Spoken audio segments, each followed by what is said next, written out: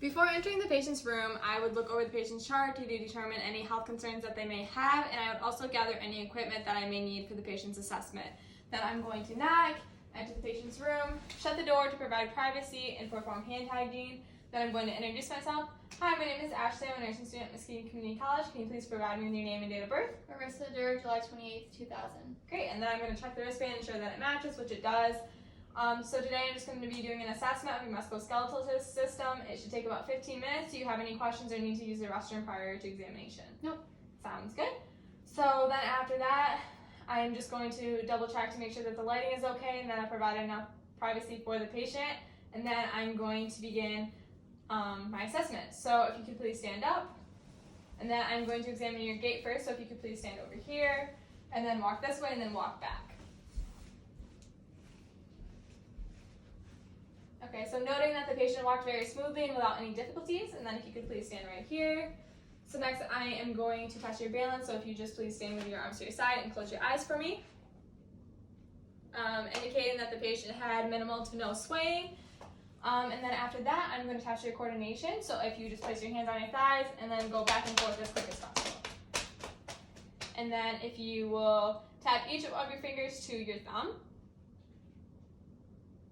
Okay, so the patient's coordination looks great. And then after that, I am going to look at the patient's spinal alignment. So I'm going to have the patient turn around, and then if you can slightly bend over for me, please. The patient's spinal alignment looks great. Now I'm going to test the range of motion of your spine. So if you could please turn this way, bend backwards, touch your toes, bend to the side, bend to the other side, and then I'm going to stabilize your hips, and if you'll just twist side to side for me. Great, so the patient has normal range of motion in their spine. So then the next thing I'm going to do is inspect and palpate the patient's upper extremities, muscles, and joints. So I'm going to be looking for the size, the symmetry, any swelling or redness.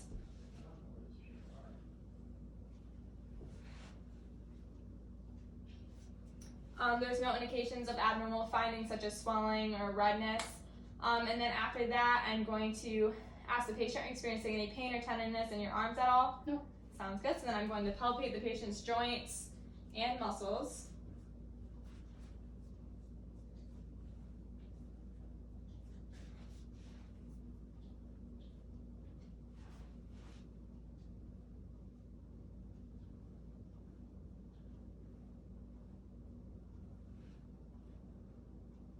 Indicating that everything looks and feels normal.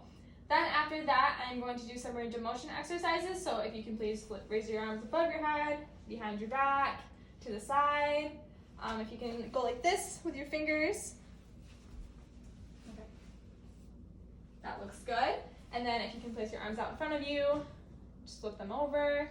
And then if you can tilt your wrist down, up, inwards, outwards, spread your fingers, put them back together, close fist, and then do a bicep curl for me, indicating that the patient has normal range of motion of their upper extremities. Then after that, I'm going to do some push and pull exercises. So if you can please put your arms in front of your face, then I'm going to push, and you're going to push against my resistance. Okay? And now pull. Sounds good. And then I'm going to push on your hands. Good. And then pull, indicating that the patient has normal muscle strength. Then after that, I'm going to do hand grips. So if you can please just squeeze my fingers as hard as you can. Good. And then arm grips. So if you can please place your arms out in front of you and close your eyes for me. Good. So the patient's arms did not sway one more than the other. And then I'm going to begin inspection of the lower extremities of the muscles and joints. So I'm again looking for the size, the symmetry, any redness, swelling.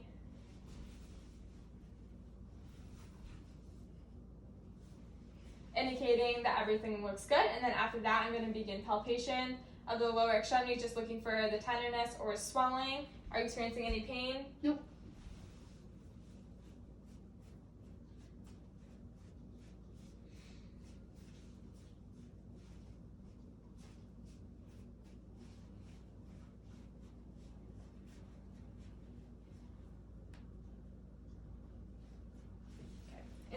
that everything felt okay. And then after that, I'm going to do some range of motion of your lower extremities. So if you could just please follow my lead. So if you turn this way for me, and then put your leg out in front of you, backwards, to the side, then other leg out in front of you, behind, and then to the side. And then if you can raise your knee up, up, then point your toes down, up, other foot, down, up, then in and out, then curl your toes for me.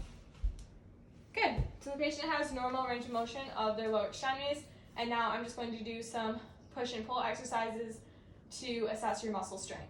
So if you could please sit on the bed for me. So I'm going to push down and you push against my resistance. Good. Good. And then just don't let me push your leg backwards, okay? Okay. And then don't let me straighten your leg. And then if you want to put your toes towards the ceiling. Good. Foot. And then put your toes downwards and don't let me push up. Good. So the patient has normal range of motion in their lower extremities. And then after that, I would just thank my patient, make sure that they're comfortable, they're safe. Do you need anything before I go? Make sure that they have their call light, that their bed is lowered. And then I would exit the room, perform hand hygiene, and then document.